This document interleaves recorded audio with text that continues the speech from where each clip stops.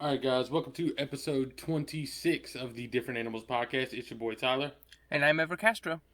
and today we're going to be talking about what we've been watching, some NFL halfway point thoughts and takes, and our movies that we would enjoy watching if we were trapped on a desert island, which has been brought upon by one foolish post on Twitter.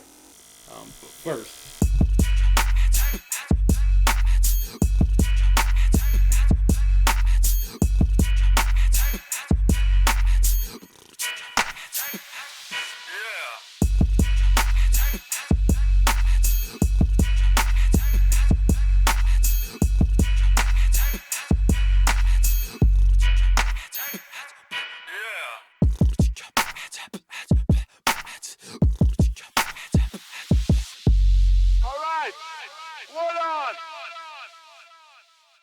okay, so let's start with what we've been watching.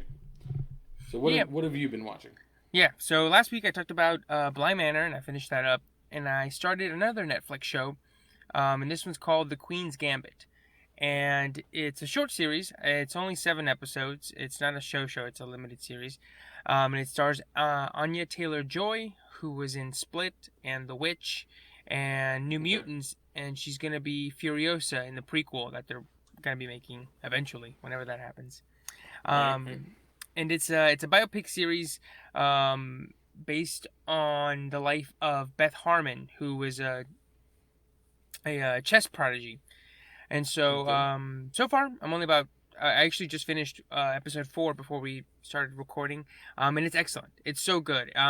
It's sort of what I've been missing from a Netflix series in terms that it feels like an HBO show, like an FX show, where it's like this is like the real like prestige drama shit, and not just another series that is on Netflix and that people are just obsessing over. That's not very good.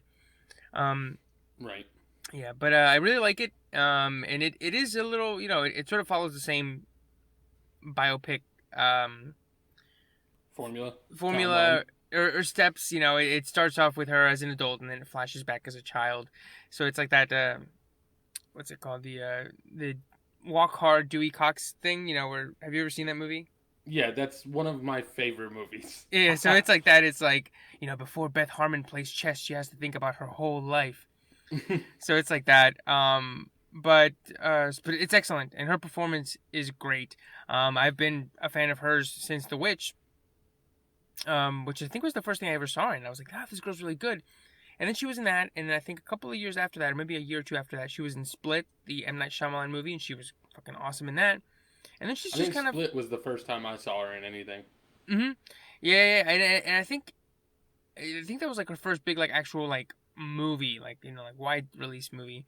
And then Hmm. she was in this smaller movie called Thoroughbreds, but nobody saw that one. And then she was in New Mutants, the X-Men movie that came out this year. But that I Okay. heard that was a piece of shit. So when I heard about the Furiosa news, I was like, cool, she's actually gonna be in a big fucking movie. Like finally, people are catching up. And then I saw that she was in this, and I heard saw I got great reviews, and so I just, decided to start it. And yeah, they're right. It's excellent. The chess, it's a lot like it's a biopic, but it also feels like a sports movie, right? Right. Where like the up and comer is really good at basketball or baseball, but then you're watching it and they're doing the sport, but you know the rules, and so you kind of go, okay, I know like what this means, I know what that means, but because chess, I don't know jack shit about chess, so I am entirely dependent on What this show is giving you. exactly like her reactions and the actor's reactions. So if he goes, if I see her face and she goes, and I'm like, You're like, she's whoa, winning. that was Oh, wild. that was a bad move. That was a bad move. It's like that GIF. Have you seen that GIF of It's like Ty Burrell, the guy from Modern Family, and it's like Hmm. something's going on, and he's like shaking his head, but then everybody starts clapping around him, so he goes, "Oh yeah, yeah." um, it's like that. It's like I go, "Oh, is that bad? Did you do well?" It's the same fucking thing I have when I watch Casino Royale, or the first couple of times I watched it, where he puts down a card, and I'm like, I don't know what that means, and then the music swells up, and then fucking what's his name starts crying blood from his eye. I'm like, oh shit, James Bond killed it. Oh shit. I don't know what those cards mean. So it's the same thing. I'm like, she like moves a pawn or a piece or something, and I'm like, oh my god, is that good? Oh, okay, she's crying. Okay, good. It's not a good move. Okay. But other than that, it's great, and it's also it. I thought it was gonna be like sort of like smaller budget, but with fucking Netflix, they influx everything with a ton of cash, so it looks awesome. So it takes place in like in the 60s. Talking about a big budget chess show, bro? Is that what you're telling me? Yeah, like dude, like it looks awesome. Like there's like these long takes that like go from like outside of a hotel, like inside up some stairs and shit. And like the episode I just watched took place in Mexico City, like in the 60s. So everything looks fucking like awesome, like you would think it would look like. And then Right. you know it's like you see like Cincinnati. I think they live in Cincinnati or near or somewhere in Ohio, and like looks like the 1950s. And then they go to Vegas in the 1950s. So it's like Mad Men, where it's like whoa, like you see like a slice of life, not just of her life, but also of the time. Right. So I'm excited to see how it ends, how it wraps up. I've heard great things. I've heard that it actually ties up into a nice little bow. So I'll give more general thoughts about the whole story as a whole. But I definitely recommend it so far. Her performance is great. The show is great. I'm excited to see sort of what themes and where it ends up.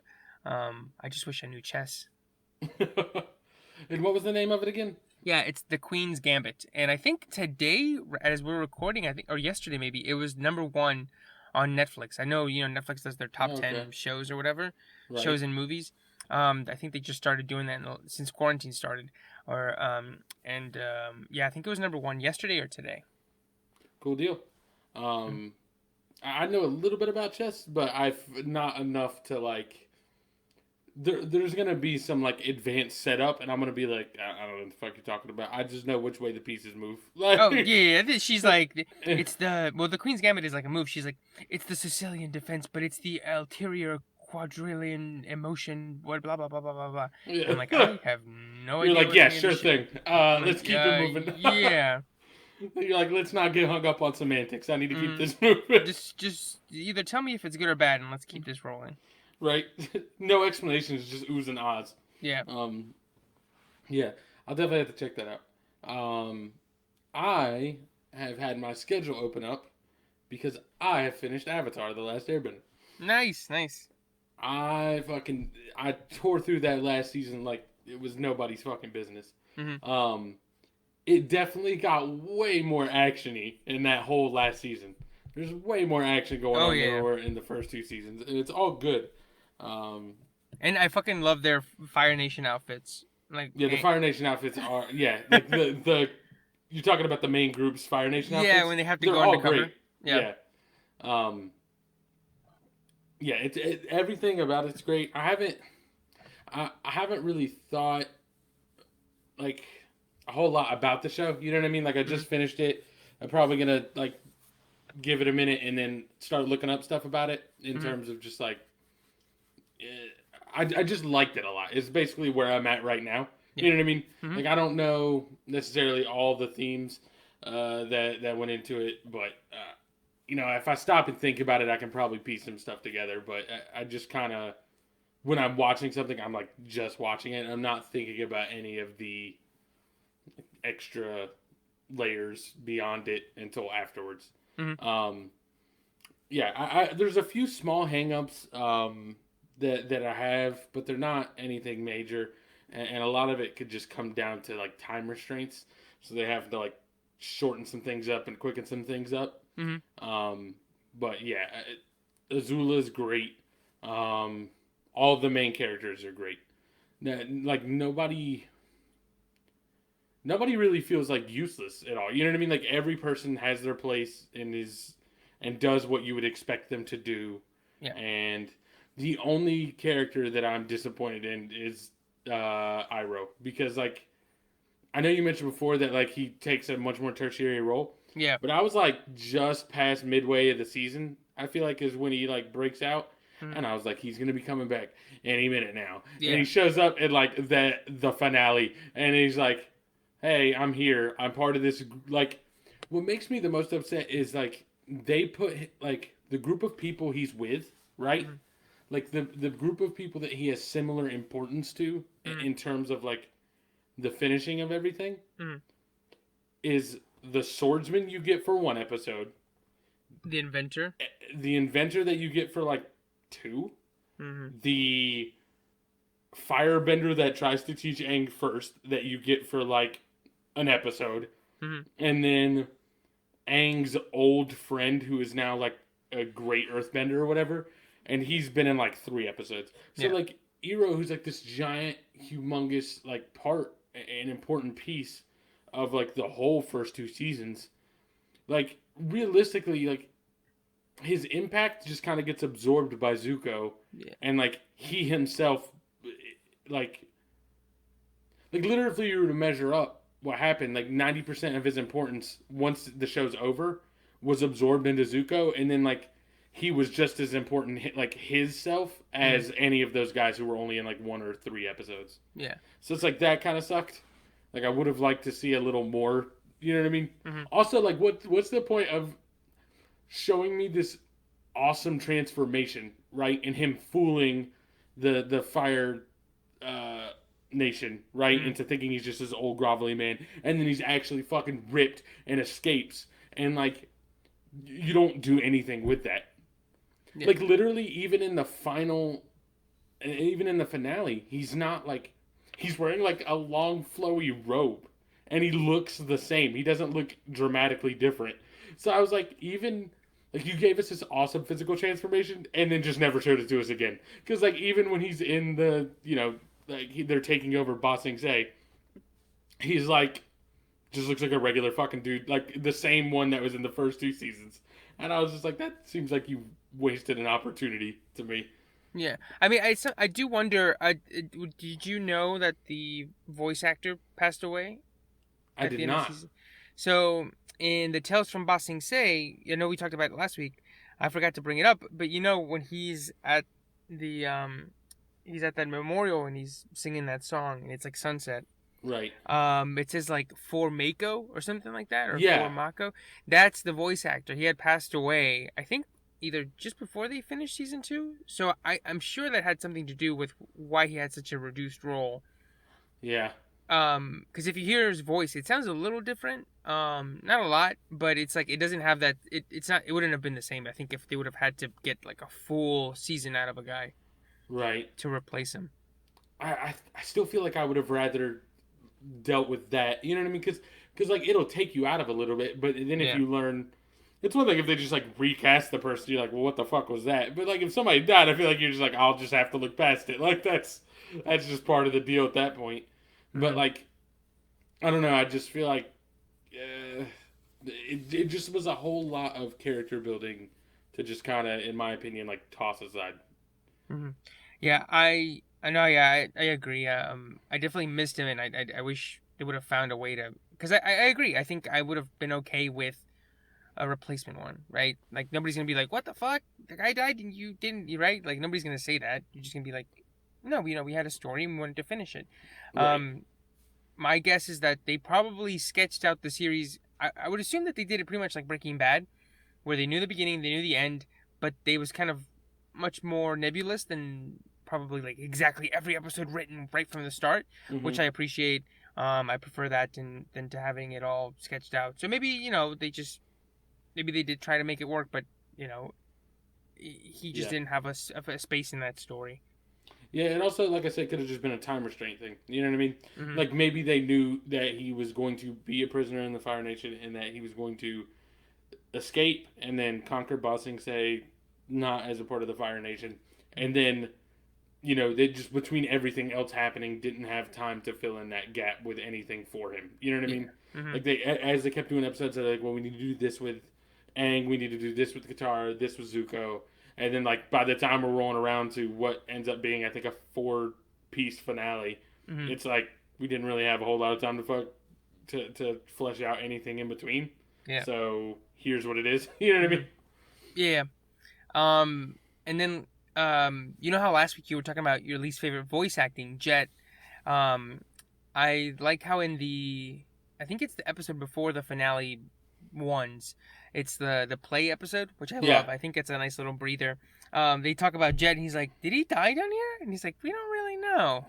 I thought that was nice, and then I Yeah. liked one moment that cracked me and Sydney up was the one where Zuko is kissing Katara, or they're like talking to Katara or something, and the fake play Zuko goes, "Wait, aren't you the Avatar's girl?"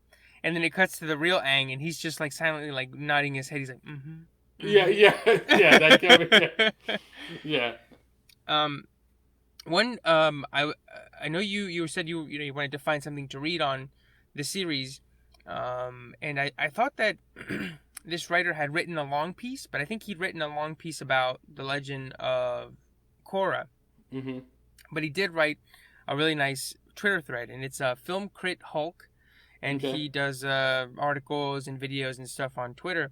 But he has a little thread that I can read off this bit on that I followed it along. So what he did was that he started the series from the start, and then every episode he wrote a tweet to go along with it. So the thread ends up going about 30. And so what I did is that I bookmarked the first one, and then I would go through it. After I finished an episode, I would read his tweet about the episode. Mm-hmm. And then at the end he has like a little about 3 or 4 that kind of go together. But he says about it, he says, genuine epics understand the biggest journey is often from who you were to who you are, along with all the ways we can stay true to our most moral and aching hearts, and embracing all the forms of power that are so much more intimate and emotional than the political. Avatar: The Last Airbender understands all this with wit, humility, humor, non-toxicity, and open heart that few shows ever manage to display. It is at once a glowing beacon of youth as it is a sobering lesson for adulthood. For me, let me see what else. He says, when talking about the best show of all time, I always have a simple answer and total cop-out because I answer The Sopranos, The Wire, and Buffy the Vampire Slayer all at once. And then he goes on to mention the merits of each one. Right. And he says, it's no accident that all 3 were perhaps the most thematically driven shows of our time, yet none sacrificed any bit of entertainment in that pursuit. They showed us the joys of what is possible, so there's no way I could make an argument for one over the other. Now, I happily include Avatar: The Last Airbender in their company, because it is among the best television shows I've ever seen, but it doesn't need to be me to say it because it validates itself. It is the best interpretation I've seen of the epic tradition that I've seen on television. It nails journeys both small and large, internal and external, from moment to moment, and to the grand distances of our beautiful arcs. And so all I can really offer of substance is my deepest thanks for people who are following along, because I'm incredibly lucky to have the show, and hopefully you feel that way too. Yeah, it's really solid, and it does do a good job with like all of like what he said, the internal motivations. Like every character goes through a journey, and like it's weird because there's some things that like feel weird when they happen, and then it like, so like the best example that I can come up with is when Zuko betrays Iroh and sides with Azula, right? Mm-hmm. And like my whole thing was like, this feels so out of character. Like for everything we've gotten up to this point, it doesn't make sense for this, like, for him to do this. You know what I mean? And specifically, I think the reason I feel that way is because it's Azula. Because like I would understand like his overarching like quest for honor. You know what I mean? Through capturing the Avatar. Like I would understand that, but like you've put his like enemy number 1 really as being the person that persuaded him to go that way. Yeah. So it felt kind of off. But then it immediately is like, no, that is correct. Like that does feel off. You know what I mean? Like the show acknowledges that, because then you immediately get him back at home and like not feeling fulfilled at all. You know what I mean? And just being like on edge the whole time. And so it's like, I don't necessarily know why he made that decision, but like it kind of just seems like just a backslide. And like as much as we don't understand it, it seems like he also doesn't really understand it. You know what I mean? Yeah. It's like he was told that this is what you want. And then when he finally got it, he was like, wait, I don't want this at all. This isn't what I wanted at all. Right. And so I think I didn't mind it, because it was kind of one of those like sort of like, oh, Anakin, you're breaking my heart type shits, when he like leaves. But then when he realizes what he's done and he you know, mends the damage he's caused, I'm like, okay, this is where the art comes in, where he realizes that what he wanted the whole time, that honor, I gotta do it for the honor, isn't what was fulfilling, isn't what he needed in his life, and then he changes that. Right. And more specifically, that honor isn't what he thought it was. Because that Right. is, Mm-hmm. even still later, it is his driving motivation, is his honor. But, like, he has realized that it's not, the way to gain it is not the way he thought. Like I said, my only issue with him backsliding, like, it didn't seem weird to me other than the fact that we're talking about, like, his monstrous sister who's, like, kind of seems like she was responsible for her mom getting killed, and like, you know what I mean, like Yeah. Zuko's enemy number one from birth was the one like, no, just come back home, and he was like, sure, like the Yeah. fuck, like, that's what threw me, you know what I mean, Yeah. like I just that's think what. I just feel like he was so focused on that he would have taken it from anybody. He was just like, I need to be back. I need to be back in the good graces. Like, I need to be the fucking heir to the throne, even though he probably should have known that he wasn't going to be the heir to the throne. And he just was so blinded by that drive that I think he was like, Azula, yeah, sure. The general guy who I killed in season 1, sure, yeah, he's him too, Yeah, I think the only issue, my complaint with that is that, like, before this point he was actually turning away from that, you know what I mean, Yeah. like he was turning away from, you know, going back home basically, Hmm. and then like I could see where if it was someone that like meant something to him in any capacity, like pulling him back to that. You know what I mean? Yeah. Like, but it seems weird to have a person he doesn't like pull him back to something he's already turning away from. You Yeah. know what I mean? Like that. Yeah. That seemed weird to me. Hmm. But that's like again overall like kind of a small thing because even after where it felt weird to me, the character acknowledges that it's like something's not right still. You know what I mean? Hmm. So Yeah. it all works out. The show was great. I have no complaints about it. Hmm. Really solid. I don't know that I would ever put it in my top shows all time, Hmm. but it's definitely very solid and it nails what it aims to do. Hmm. So Sweet. Cool. definitely check that out if you haven't already. So let's go from that to the NFL, which Hmm. is something that I have stopped checking out because both the Cowboys and my fantasy team are a disaster. But before we get Hmm. to that, let's just talk about, we're halfway through the NFL season. Yeah. Um, if you had to say that so far someone's an MVP, who do you think you'd give? Yeah, so far, we're halfway through, and it's already lasted longer than I thought it was going to last. Right. I said week 6, and I think by the time you listen to this, it'll be the start of week 10. So a little bit more than halfway through. It seems like they're handling their COVID stuff okay. They had that scare with the Titans, and they Mm-hmm. pushed some games around and stuff, which makes you wonder why they didn't build that into the schedule. They just kind of went by and they did their 1 bye weeks, but I don't get why they didn't go ahead and include maybe 2 more extra bye weeks, right, and just push the season out a little bit. Right. It would push into next season, but I'm sure they would rather have that than have to fucking push everything back by force. They'd rather have that just built in. Mm-hmm. But yeah, I don't get why they didn't do that. Dumb. But yeah, I mean, other than the Cowboys being trash, the games have been interesting. They've been pretty good. At least the ones that on prime time. I think the Seahawks have. I think 3 of my favorite games I've seen this year. They've all Yeah. they don't. I keep seeing on Twitter that the Seahawks don't play normal games. They just play fucking bizarro ones. But yeah, speaking of the Seahawks, I do think my MVP so far is Russell Wilson. Okay. Um, Okay. I think it's either him. I would say him, but then a close second is Kyler Murray. Okay. He's been playing out of his mind, and I know Russell Wilson. They only have 1 loss, but the Cardinals have only lost twice. And I Okay. believe his stats. Let me see. He has like I think when he played them, the Seahawks the first time, he had like 300 yards, 3 touchdowns, and like 60 yards rushing and a touchdown. Um, so he's leading the league in quarterback rushes by 100 yards. Mm-hmm. He's got 2 more touchdowns than the nearest quarterback, Overall touchdowns, like rushing touchdowns, he's got the most. He's tied for first with Dalvin Cook and a couple of other guys. Okay.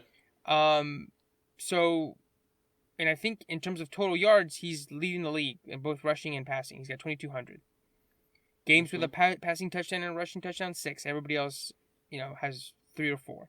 So I think he is my dark horse, but I do think, it's gonna be one of those like classic like if it stays consistent.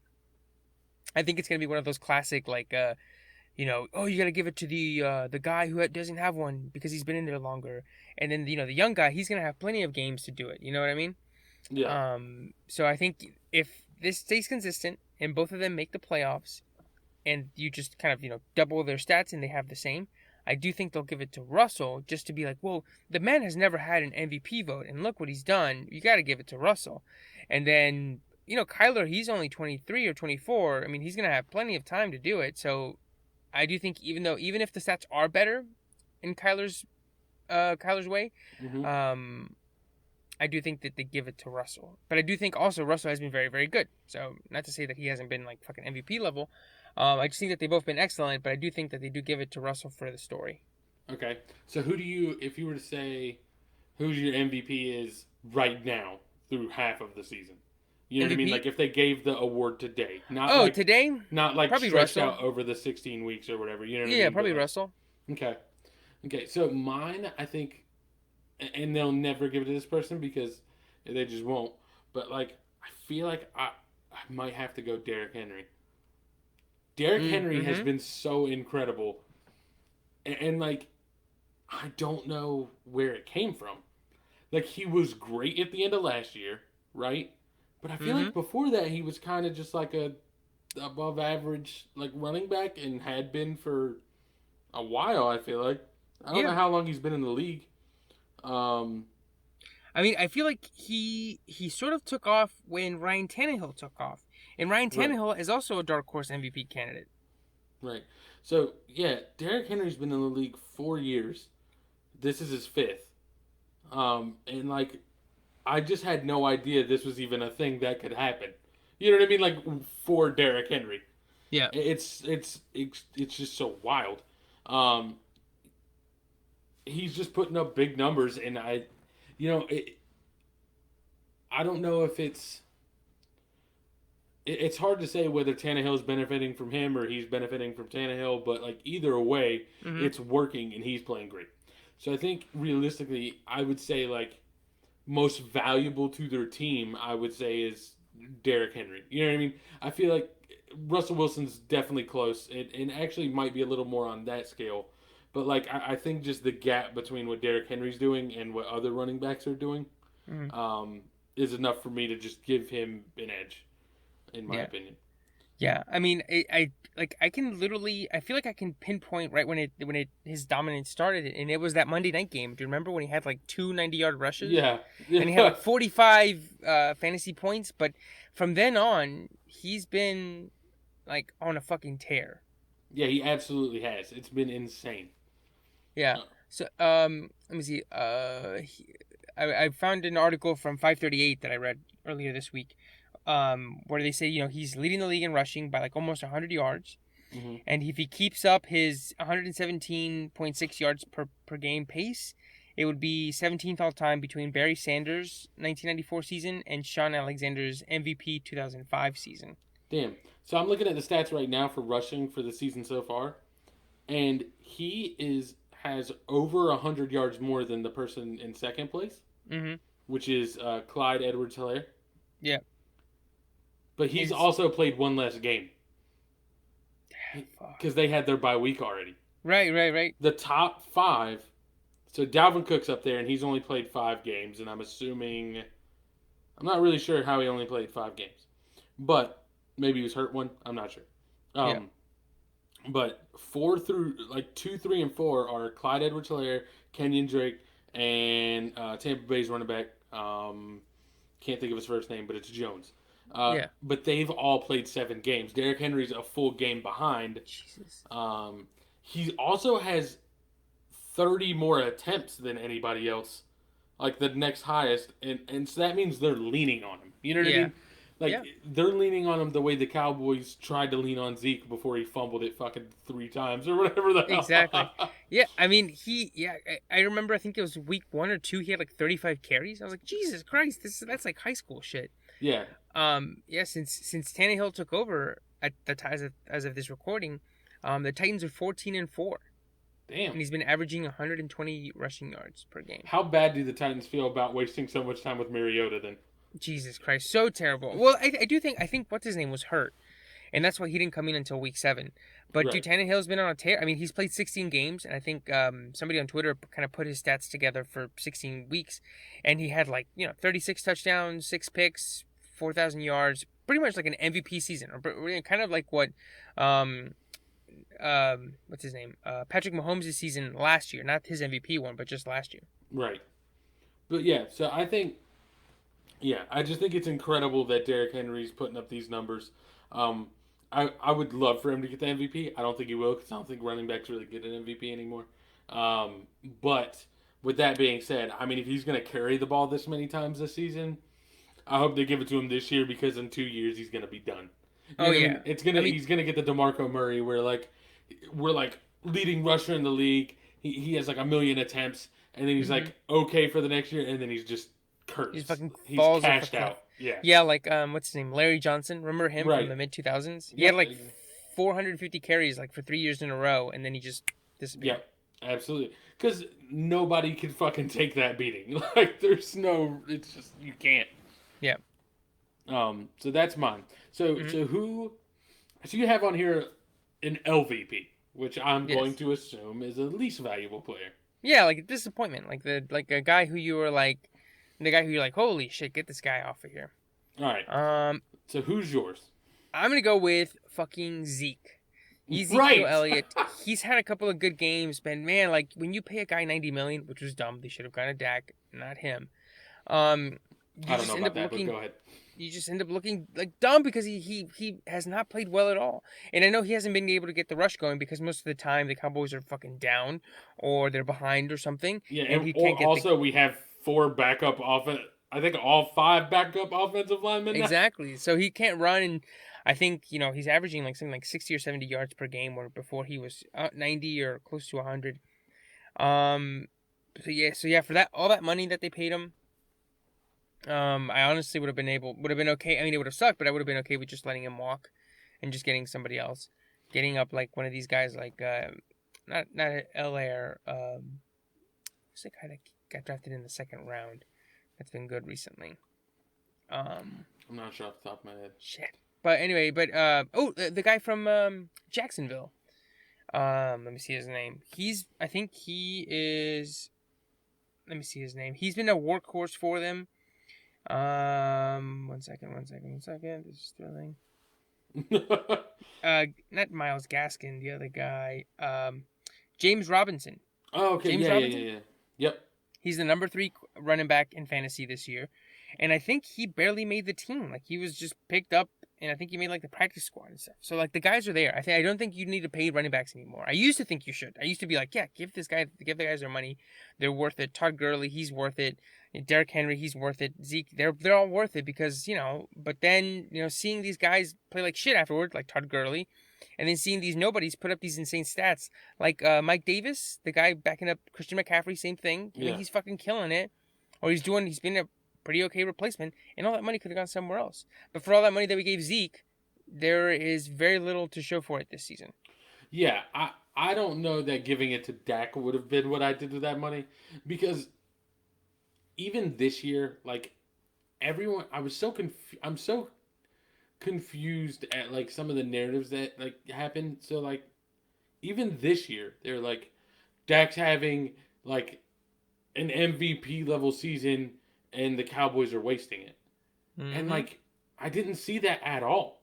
Like sure, if you look at the numbers that's what you get, but when you watch the game, you see that all these numbers are coming in when we're down 3 touchdowns with like 2 minutes to go in the third quarter, and all the DBs are just playing like 5-10 yards off of receivers, and just making time tick off the clock because they're up by 3 scores. You know what I mean? Right. Like, and Well, if you yeah, think but about the game we won, it was a fucking ridiculous onside kick recovery because like, and it was the Falcons who of all teams like continue to blow insurmountable leads. So right. like, I don't think it means anything when you put up 350, 400 yards if you're down 3 scores and you're just tossing to wide open guys. You know what I Yeah, mean? but Like, I mean, we were down big against the Redskins, and then Andy Dalton couldn't do that. So I don't think anybody can do that. I do think that, if it would have been a good season, or a guy, if we hadn't been in these games, I think his stats would have been pretty good. I mean, they might well, not have here's the been deal though. You insane. just compared Dak to Andy Dalton. You know what I mean? Like No, but I'm saying like that. Not anybody can come in and just do that, right? Like you can't. right. I You're saying agree, but it's not even close to being MVP level. You know what I mean? Like it's not even remotely close. You know what I mean? Like it's not Russell Wilson. It's not Patrick Mahomes. It's not Lamar Jackson. You know what I mean? You have possibly the best receiving core in the league. You know what I mean? With Cooper, Gallup, mm, and CD Lamb. And, like, of course you can put up big numbers when you're down 3 scores. It just wasn't impressive to me. I never felt like I was watching greatness. You know what I mean? Like, it was just yeah, like I'm watching him make easy passes. yeah, That like any above average quarterback I feel like could do. You know what I mean? yeah. Like and I mean, I don't think Andy Dalton's great, but I mean Andy Dalton had a big drive before he got hurt, and you know what I mean. mm, I think won a game. You know what I mean? Like I don't know what to say. yeah. Um, I think they need. I mean, this. I think they should pay him. I really do. I think he's the guy that's going to be the guy for the next 10 years. I don't see where they go if they just let him go. Like, do they just hope that the guy that they pick up? I think we draft Trevor Lawrence because we're not gonna win any fucking games this year. Oh yeah. I mean, if they go full tank, that is a possibility. I don't think we They've have to go full tank. I think we're already there. We're on our third string QB and a whole second string offensive line and a yeah, running back that can't stop fumbling the ball. Like I feel yeah. pretty good about our chances to end up in the bottom. I mean, it could happen. I mean, somebody was saying 2 wins might be too high with the Jets not having any. So, I mean, it's a possibility. I think. I mean, it's the Jets. Trevor Lawrence to lose. Yeah. Like it's their fucking race to lose. Um. So, I'm interested to see if they do, like, end up getting him or not. But if we miss out and get like the second pick or third, that's gonna suck. But or maybe that you could be like, hey, look. Well, no, he's not under contract. I was gonna say it was like, hey, look, we got Dak. We trade you Dak, the number 2 pick. You give us number 1, Trevor Lawrence, huh? Huh? I don't think the Jets make that trade. But I mean, for what it's worth, looking at this, I just googled like a random, mock draft to see what other quarterbacks are in there. They have quarterback Justin Fields from Ohio State going third. So obviously, you know what I mean. I would take that. It's a shot, and we wouldn't have to sink so much money into it. Maybe we get a defense that's actually, not awful, Mm-hmm. by spending some money on some decent guys Yeah. on that side of the ball. Really, we should have played fucking Byron Jones more than anybody. I think more than Dak, more than Zeke, we should have played Byron Jones. Oh yeah. And how messed up do you think Earl Campbell? Not Earl Campbell. Thomas? Earl Thomas. Earl Campbell. Earl Campbell's real messed up, homie. How messed up do you think Earl Thomas' situation is that they won't even bring him in to work out, to do a workout? Right? Yeah, I don't. It's just it's tough. Like Yeah, remember because he had that thing with his brother at the start of quarantine, where his wife caught him with his brother and stuff, and right. so Right, like yeah. how like there must be something else there that Jerry isn't even like, hey, let's bring him a call, because Jerry fucking brings in anybody, Right. and so especially a guy who has said, I want to play for the Cowboys, Right. so yeah, and I mean we need all the help we can get, so Yeah.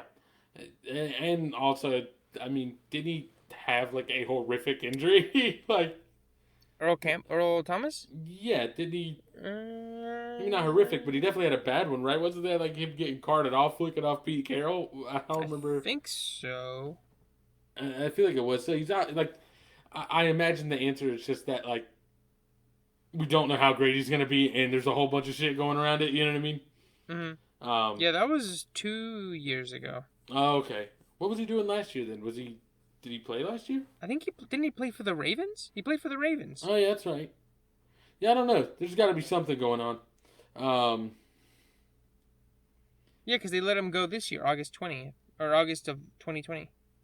yeah, I wonder what's up. What has caused that? But I don't know. Yeah, that's what I'm saying. Something's up. Something's weird. Yeah. So who knows? But yeah, it sucks. All right. So my LVP, if I had to give out an LVP, would have. I was stuck between two, and I ultimately would have gone with Zeke, right? Because we did pay him a lot, and he has not performed well. But I think if I had to give an actual LVP, if we're taking out, all right. So here was my other thing. So my other person was going to be Cam Newton because Mm-hmm. he has not played well. I'm selling stock in Cam Newton. All the Cam Newton stock I had at the beginning of the season, Yeah. I'm selling it off. But the reason why I was still going to give it to Zeke was like, can you really call someone the least valuable player when all you're paying him is like $3 and 2 loose cigarettes? Because he's on like the cheapest starting quarterback contract in the NFL. So like I was like, I don't really know if you can call him the least valuable when you only paid him, like I said, $3 and 2 loose cigarettes. Yeah. So that's why I wasn't going to give it to him. But he has also played much worse than I thought he would after coming back. Yeah. Which I'm sure. I mean, that might have played something into it. Like because it affects everybody differently, and some people come back and they're fine.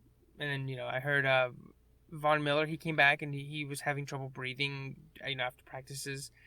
Oh, So- from getting sick or whatever. Yeah. Uh, Mhm. Yeah.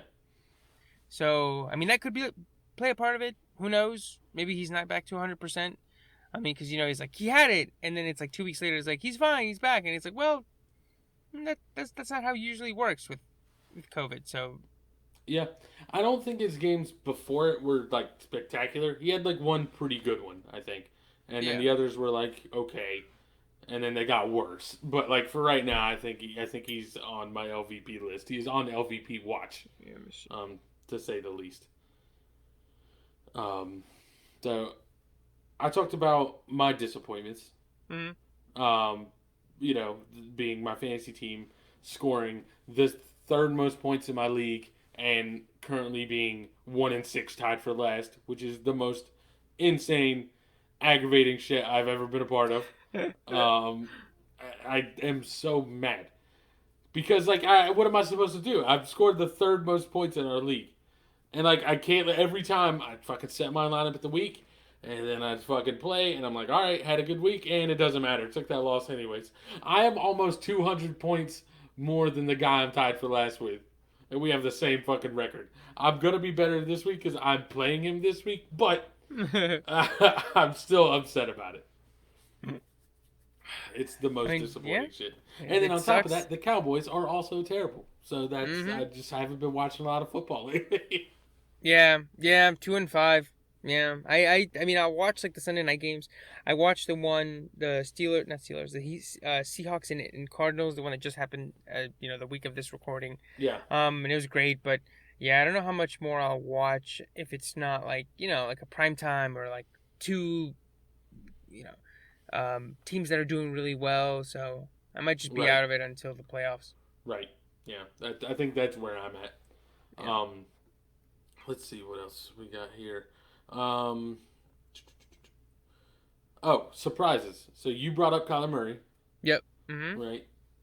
The two surprises I have currently, I think, are Jared Goff's playing good football again, which is surprising. I thought he was trash after last year.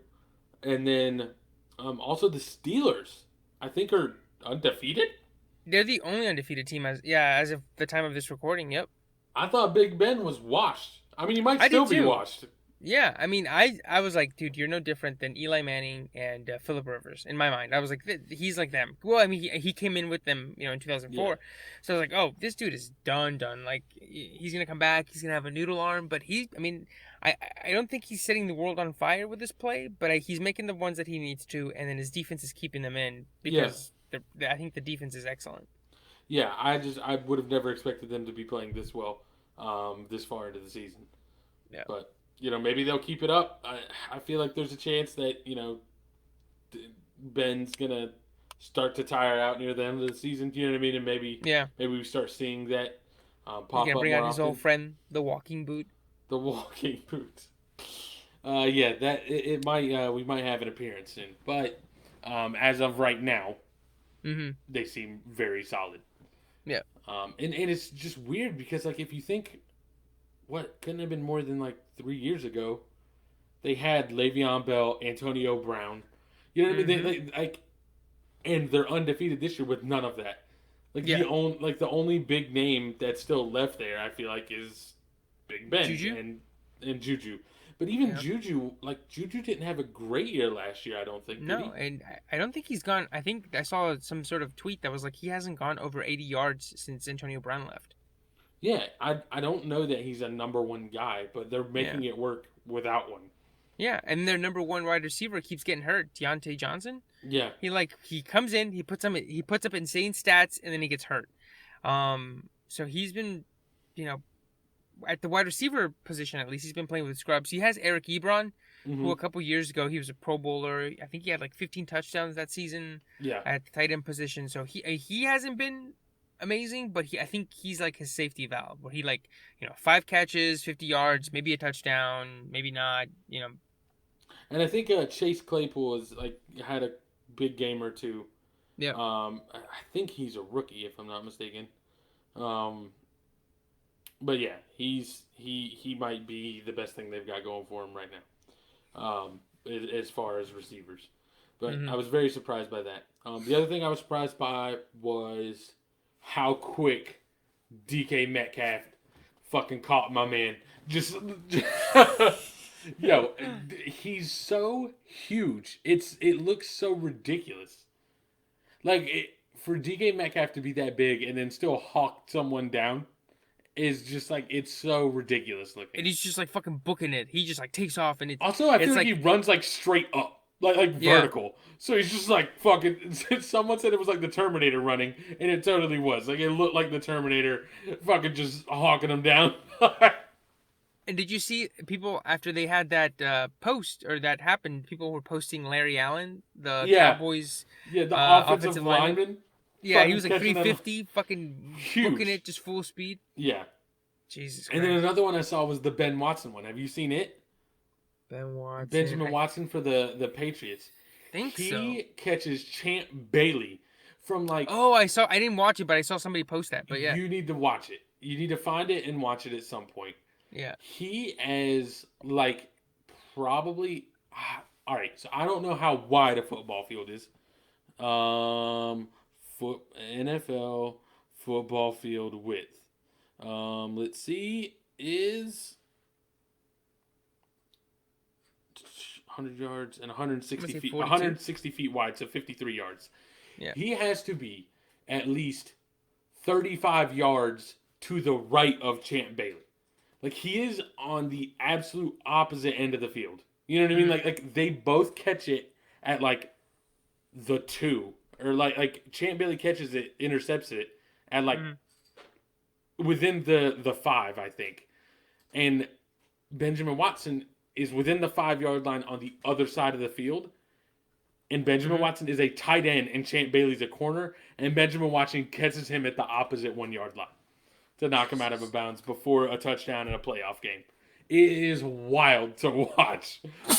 And like the Champ Bailey has 2 other Denver Broncos players running with him, and neither of them block Benjamin Watson because 1, they're probably tired of shit, but 2, He's a tight end. They had no idea that dude was fucking coming. Like he comes, like he comes from off screen. Like as you're watching it, like he just comes into view and just rocks him. I guarantee that those 2 dudes that were with him were like, "Oh shit!" Like at the very last second, like they saw the white pages just come out. They're like, "Oh fuck!" But it's insane. I'll check it out. Yeah, definitely. Okay, so that's we'll curb the NFL talk. And let's move to, islands of sorts. Yes. Right. So, Yeah. so a particular celebrity made a very poor judgment call. That's Yes. what I'll say. Yeah, so Kim Kardashian celebrated her 40th birthday, and she posted. So she could have. So she went on an island vacation with her family and friends. Right. Right? Fine, cool. You have the money to do that. You probably do that. Don't post it, because things are happening. So just kind of keep it to yourself. Right. But then this week she said, she posted a post of like people like carefree, just maskless, just hanging out in a private island. She said, after 2 weeks of multiple health screens and asking everyone to quarantine, I surprised my closest inner circle with a trip to a private island where we could pretend things were normal just for a brief moment in time. Ugh. And so people of course people were like, Kimberly, what the fuck is this?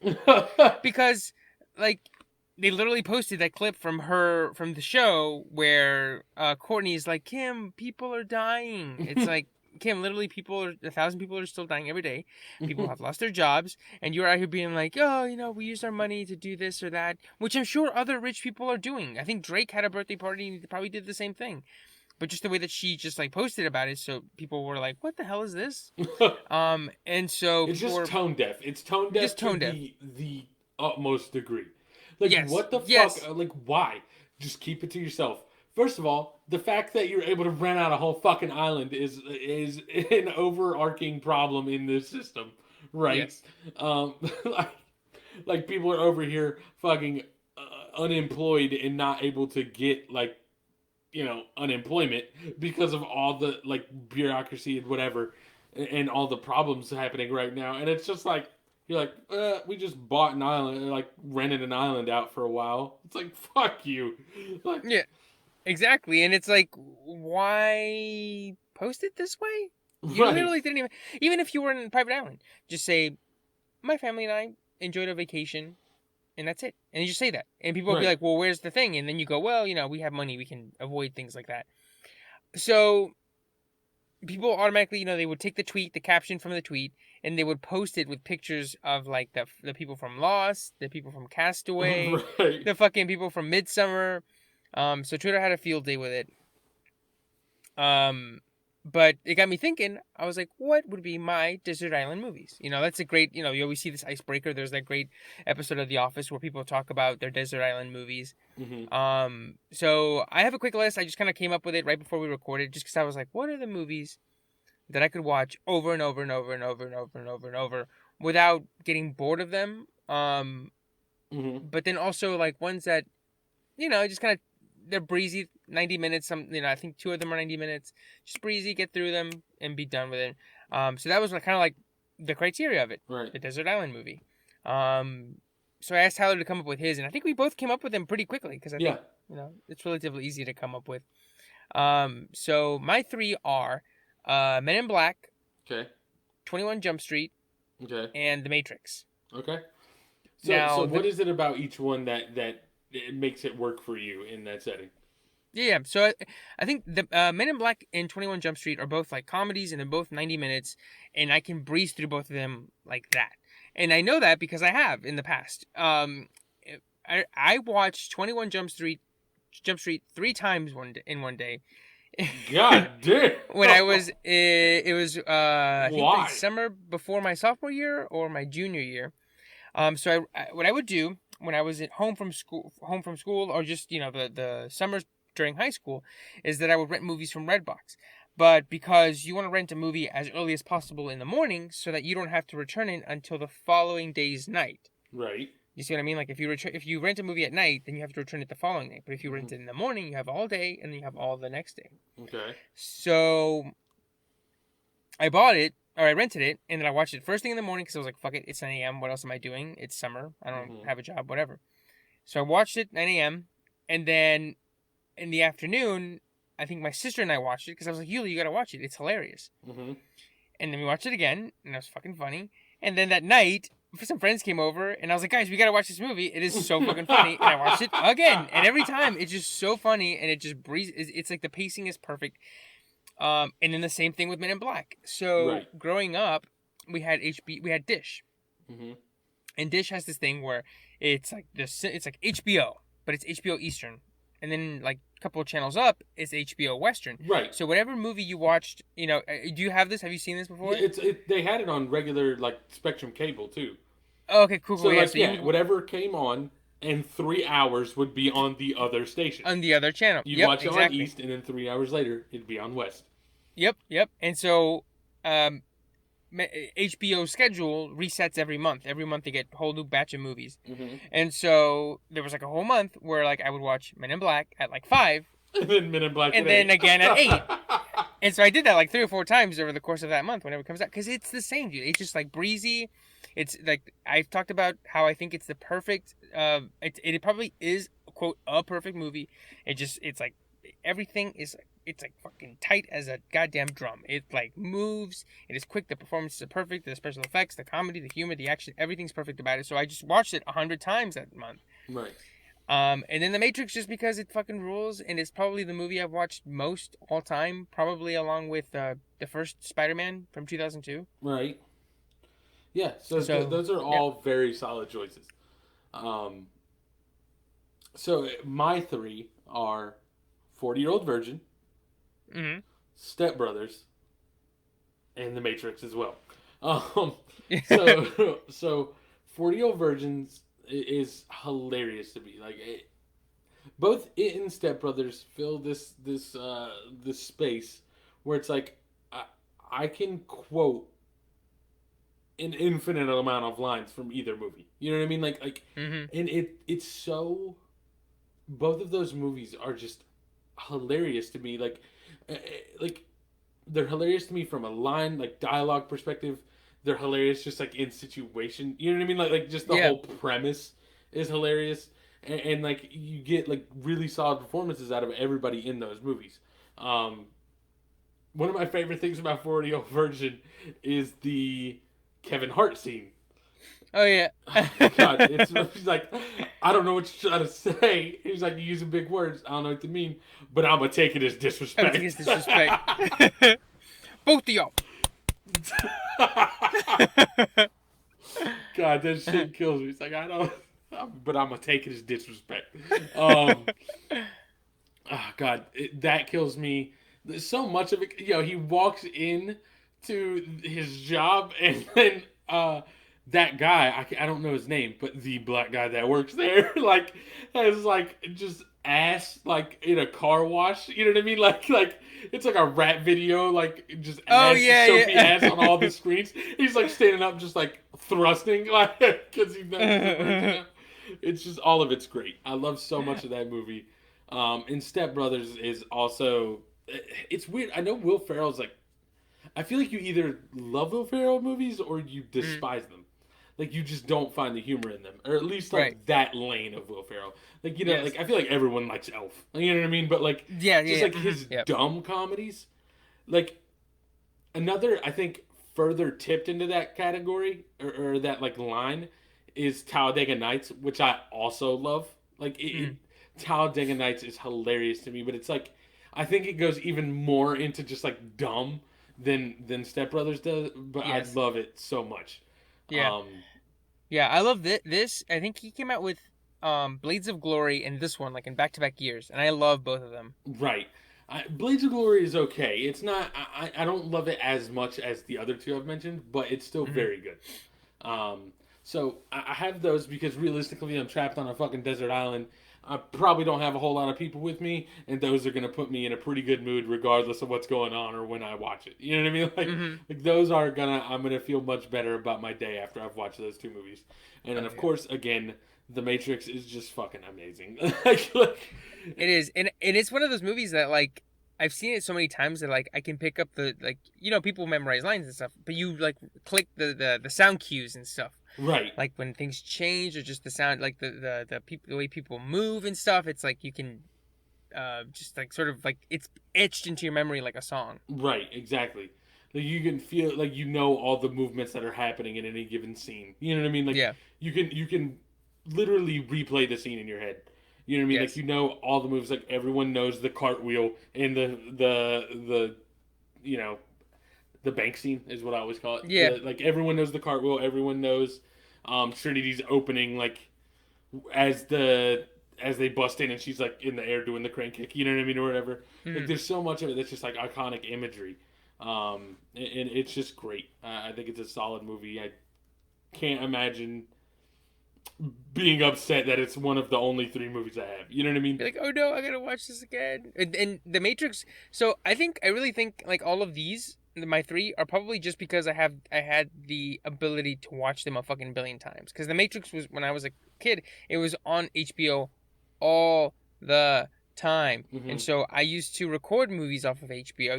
You would put the tape in, and then Yeah. right when it starts, you hit record, and then you're like, nobody change the channel. I'm watching a movie. Just let it go. And Right. so I would watch The Matrix all the time when I was a kid. Of course, Yeah. back then, I think I mentioned this before. I was like, I don't know any of this shit about the computers and Right. simulation and shit. I was just like, this is cool fights and shit. Yeah. And the subway and there's like clones and stuff. Like, yeah, I'll take it. But I didn't know it. I didn't get it. I was like, why is he in a tub of goop? Whatever. I don't care. He knows kung fu now. Right. He knows kung fu. This world's fake and everything's awesome. Yeah. But yeah, and what's his name? I can't think of his name now. The scummy, underhanded guy. Oh, Joe Pantaleone, Cipher. Cypher. Okay, yeah, it's like all you know is that like Cypher's scummy, like Yeah. Keanu Reeves is great, and everything's cool. Yeah. Well, and it's cool, kind of like as a kid, you don't really know, but like your brain picks it up because you're like, that guy has a little goatee and he just looks wormy, and you're like, he's gonna betray them, and then he does, but you don't. You as a kid, you're not like, oh, he's his motivations are this and this and that. I was just like, oh, he's just evil because he's a bad guy. Because look at him. Yeah, look at him. He's got a fucking goatee and he's bald. He's got a goatee. He's bald. And he like anytime he's very Trinity looks pale. away from him, he like checks her out and he goes, I'm like, oh, okay, like he's clearly the bad guy. Oh God! Even Agent Smith doesn't do that. He just goes, I used to think so. I couldn't really pick up their faces. I thought that there were three guys that all looked the same, and then now as an adult, I'm like, those dudes look nothing the same. Yeah, right. But I was I'm like, the same way. Like these guys are, they look exactly the same. Like these must be three brothers they got to play this part, and then like as an adult, you're like, all it is a suit and glasses. Yeah, like one guy's like a little bit more stocky, one guy's really thin. Hugo Weaving's hairline's like to the back of his head, and then you're like, oh, these guys, they all look the same. But now you're like, Jesus Christ. It's kind of like how people mix up Matt Damon and Mark Wahlberg, but then it's like, yeah, I know that they look different because I know actors and stuff. But if you didn't know them, you'd be like, those guys are the same person. Right. Yeah, I guess. Yeah, I could see that. Except that Matt Damon's kind of just better in every way. But, yeah. Yeah, those three movies though are all great. I would. I just remembered one that I would have probably put. Okay, what would you? I probably would have put Mean Girls instead of 21 Jump Street. Mean Girls. Yeah, That's fair. dude, That's a very solid movie. I don't. Yeah, okay. It's probably up there with The Matrix, Spider-Man, and Mean Girls. It's the three movies I've seen the most all time in my life. Okay. Yeah. So if I think about mine, I don't really like. So here's the deal. I don't like rewatching movies, which I've said before, except for comedies. Comedies, I can consistently just watch over and over again because it's funny because the other movies I was thinking about putting on this list are Walk Hard, The Dewey Cox Story, which I love. Yes. And Superbad, which is also incredible. Yes. And both of those are comedies. And see, so Superbad is interesting for me because I remember when I was growing up, I would buy DVDs all the time. Right. And so I bought the one for Superbad, of course. Mm-hmm. And I watched it, or I would always watch the movie up until like halfway, and then I would lose interest in it for some reason. Like up until where they split up with McLovin at the or what's his name? Jonah Hill gets run over by that guy backing out. Yeah. Like right there, for some reason, I probably finished the movie twice, but I watched everything before that like 10 times. Like I'd always be like, I'm gonna watch the movie, and then we would get to that point and be like, let's turn it off, let's do something else, which is really weird because I also bought Knocked Up around that time, and I love Knocked Up, and I would watch Knocked Up all the way through, and I've seen Knocked Up all the way through a bunch of times. Yeah, Knocked Up is also great. I don't know what it is like that, but you're right about Superbad, because if I think about Superbad, like anything after the party, I'm just like I don't even remember anything that happens. Like Right, the one where he gets the exactly, blood right. on his pants. You know what I He mean? gets the blood on his pants, but that's like it. Like, but Yeah. everything before, when he's like, McLovin, him in the where he imagines himself buying the alcohol, Yeah. when they're in school, when they're talking about the video game, like everything before is like I remember it when they're fucking getting off the bus and he says he's wearing the vest like Aladdin. Yeah. So like Yeah. everything He's before like, that, is McLovin or Muhammad? He's like, what the fuck? where the fuck would it be? Like all those, I hilarious watched those a fucking billion times. But like I said, for some reason, right around where they leave for that party, it just kind of just drops off. Yeah. The I don't know why. Like, I do like the guy that's in. I think he's in Brooklyn Nine-Nine. Is the one that backs into him in the Oh parking lot. yeah, I don't know why I love that too. yeah. Oh, dude, I'm so sorry, bro. Oh, I didn't even see you there, man. Yeah, and then he immediately is just trying to like just be shitty and underhanded. It's like I don't know why, but bingo bango, ready to go. Like it kills me every time he says it. Just because it's so out of place. But yeah, no, it's all great. And he's in what movie is he in? He's in a movie with Seth Rogen also. And like is it Pineapple Express? Pineapple Express. Because he's the teacher, and like he has another one-liner. Because Seth Rogen's like girlfriend is in high school, which Oh looking yeah, back yeah, is yeah. kind of weird. Yeah, looking back, yeah, that is. But It's Amber Heard, and it's like, yeah, but isn't he like 30? I don't know. But like Man. he's there, and like the teacher wants her to date like the football player of the team, and like Seth Rogen says something, and the teacher's like, "Heard that? Wish I hadn't heard that, but I did." Like it kills me every time. I love that line in that movie where Danny McBride runs over Craig Robinson, Yeah. and he runs him over with the Daewoo. Oh, And he yeah. shoots off his foot. Yeah. He's like, you just got killed by Daewoo Lanos, motherfucker. Yo, Danny McBride is just is the greatest. Like Danny McBride doesn't seem to have big parts in any of those movies. Like any of the movies I think of, like when I think of Danny McBride, the movies I think of, he's never like a main character. But like No. him in Hot Rod is amazing. Like, this is Him my in hat Tropic now. Thunder. This is totally my hat.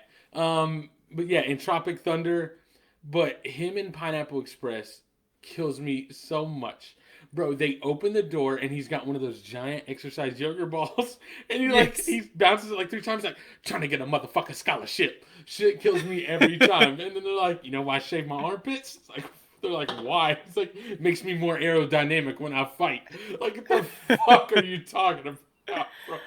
I do think the crown jewel performance is in This Is the End Oh yes. with the apocalypse Yeah. one. Yes, God, that's great. he's such a piece of shit. And he gets 2 great entrances, and he's such a piece of shit. Oh, And I think I mentioned this before. Like to this day, whenever I cook something, I do that butterfly thing he does, where he's like spirit fingers over the. He's doing like spirit fingers in the shape of a butterfly over the food. Oh yeah, I know what you're talking about. God, that's great. Another in that movie. And then he fucking pours the water on himself. He's like, shh. Oh god, I don't know. In that movie, one of the things James I think it's a James Franco part. They asked him like why he has all the like Playboy magazines. He's like, it's because I like to read. Oh, shit kills me. But yeah, those are all. It's funny because like, I know we just rant. Like none of this had anything to do with what we were talking about. We're just talking about like, just at this point like favorite lines in comedy movies. But like I think that's why I can rewatch comedy movies so many times. Is because like even though I know the line, I'll forget about it until like it starts to happen, and I'm like, oh my god, this is hilarious. Oh yeah. Yeah, I mean I do that too. Like Sydney will mention something, or she'll like be like, "Wow, so and so," and I'd be like, "Oh my god, there's this great comedy scene." And I'll look at the scene up on YouTube and be like, "Look, watch. It's so funny, it's so funny." Yeah. And then that she'll be just like, happened yesterday. We were all playing Overwatch, and we brought up the Not Another Teen Movie scene with the Yes, cheerleaders. exactly. Yeah, that movie's exactly the same. Yeah. So like I'll look that up, or like I'll look up a scene from like Old School or something, or. And Sydney's always like, I'm sure that was very funny. I don't get it, but okay. Yo, that drives me insane. And like and I understand. not trying to be shitty, but like my wife will do the same thing, and it hurts me so bad. Like anytime, like she's like, I think something is absolutely hilarious, and like I show it to her, and she's like, yeah, that was funny. And I'm like, I want to choke you to death right now. Like, why did you not enjoy this as much as me? Because to me, like the things I find funny are so hilariously funny. Like I never. Hold on. Here's a good question. Like when we watch a comedy special, she like doesn't laugh.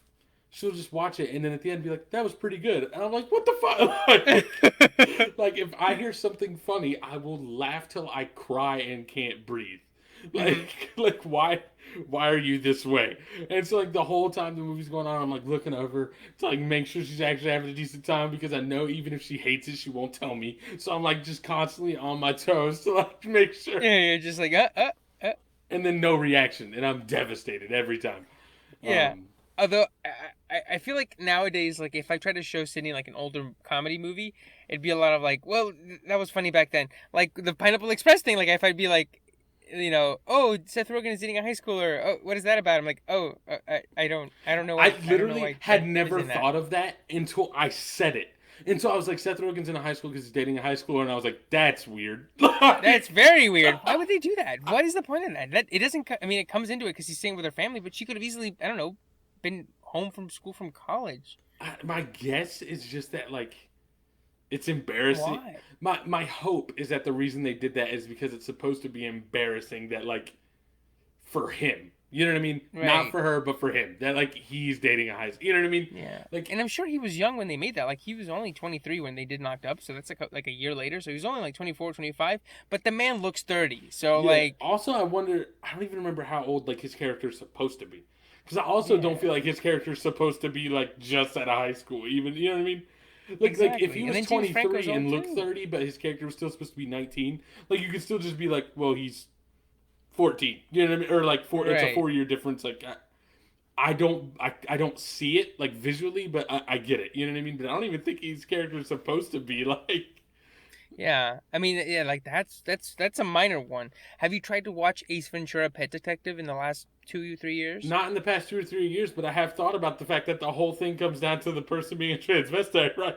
Yeah. So it's very transphobic. Like, so yeah, and I was like, oh my god.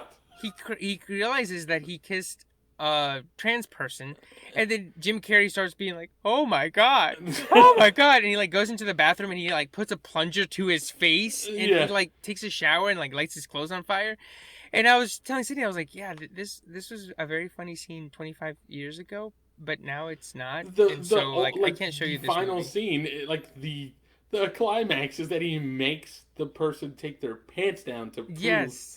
I was like, oh my god, this is awful. Or do something as simple like Knocked Up too, where it's like, why didn't she just have an abortion? Like, because there would be no movie, okay? There'd be no movie if she had an abortion. Like, yes, a normal, rational woman would have had an abortion. Also, I will say though that I don't think is necessarily a fair assumption. You know what I mean? I'm not like there are definitely. I think a lot of people would, but I also think there are a lot of people that wouldn't. You know what I mean? Yeah, right. You know that. Yeah, but she was also like, like a up and coming movie executive lady. So it's like, or she would have been on birth control. To me, that's just fair. Too. Also, no, but you know what? Now that you mentioned Knocked Up, the whole condom thing, just not putting it on, like yes, that's rape. That's rape. That's no good. I mean, the movie paints it as like a genuine misunderstanding, but like it's just not good. Like no, yes, because even if it's accidental, that's rape. Yeah. And so like, comedy's a funny thing. Yeah. The times they are changing. Yeah. But yeah, so you know what? Let's just back off of this now. Let's not talk about old comedies anymore. Hey, you know what? Step Brothers, not really problematic at all, I don't think. I don't think so. I don't think Step Brothers is problematic. I haven't watched it in a bit, but yeah, I mean, I'm sure 40-Year-Old Virgin is somewhere. It's probably all over the place, but. Oh, you mean like you want to know how I know you're gay scene? Oh yeah, that's true. But here's the deal, it's like that one is still hilarious to me, even though it's so sensitive, because it's not like legitimate stuff. You know what I mean? Like, it's like you It's listen just to Coldplay. yeah, it's like but just the framing of it, it's like Yeah, it's iffy. It's definitely iffy. Now I still think it's like, to me, that's when I can look and like say like I understand this is bad now, but I feel like you can still see the humor in it. You know what I mean? yes, Like whereas maybe you don't see the humor in Seth Rogen dating a high schooler. yeah. Why would they But do that? yeah, that's Whatever. such a wild decision. But anyways, I let's call that the episode. So if you want to catch me on Instagram, I'm sure you can catch me at T Moneybags. Oh, and I'm at evercastro92 on Instagram. And if you want to catch the podcast account, it's at Diff Animals Pod on Instagram and Twitter. And if you want to email us directly, you can email us at differentanimalspodcast@gmail.com. Oh, sort of talking about these, late 2000 movies, early 2010 movies. I mean, I should have brought this up before we did the wrap up, but it's so interesting to me how that like is dead now.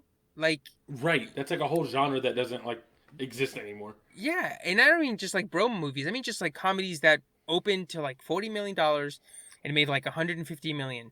Like The Hangover. The Hangover made $250 million as a rated R comedy. Wedding Yeah. Crashers. Wedding Crashers was a $200 million movie, and the whole thing is that they just were wedding crashers. Like there's no sort of extra thing about it, right? Right. But in Bridesmaids, another one, 30 mil opening, 150 mil zeitgeist. People will talk about it. People quote it. People love it. But then now the closest thing is probably like a Netflix movie, but like they don't make those big, big budget comedies for theaters anymore. The only one I can think of is like recently is There was Trainwreck like 5 years ago. Booksmart is kind of that. I feel like. Booksmart, probably the closest thing we got to it. But even then, it's like it made its money, but it wasn't like huge, like Right. like the Wedding Crashers. I don't even think The King of Staten Island would have been that this year. Yeah. Every summer we used to have the Neighbors was one that was big, but then the Yeah. sequel kind of bombed. Yeah, dude, Yeah. like I can't think of one in the last 5 years. Probably since Trainwreck, where I can think of one that was like 30 mil, 150 mil, and like it was a big success. Yeah. Oof. Yeah. I'm looking at just like comedies to release in like 2018. Yeah. Tag. Like that didn't do well. No. And I'm looking. You're right. I don't. That's like not a thing anymore. Yeah. I need to. We could talk about that in a later episode. I would be fascinated to see what changed. I'm guessing, well, like with everything else, it went to Netflix, but like, they're still big budget movies. So, Game Night. Did you see Game Night? Yeah, Game Night was very good. Was very good. I feel like that one. I mean, that it didn't make a lot of money, but I feel like that's a movie that if it would have come out 10 years ago, like or 10 years before, probably makes like 120, 130 mil. Yeah. What happened? I just don't know what would have caused those movies to just disappear the way they did. Yeah, but anyway, it Right. just got me thinking when you were wrapping up. I was like, yeah, we're talking about these movies, but it's not like we're not going like, oh, what about this one from from 2 years ago, right? These are all like from like 2005 to like 2011ish, 2012ish. Right. Yeah. Yeah. Interesting. R.I.P. the mid 2000s rated R comedy. Yeah, exactly. I don't know what caused that to happen. Yeah. But either way, that's the episode, guys. Stay safe, stay entertained, and we will catch you guys next week. Peace. Peace.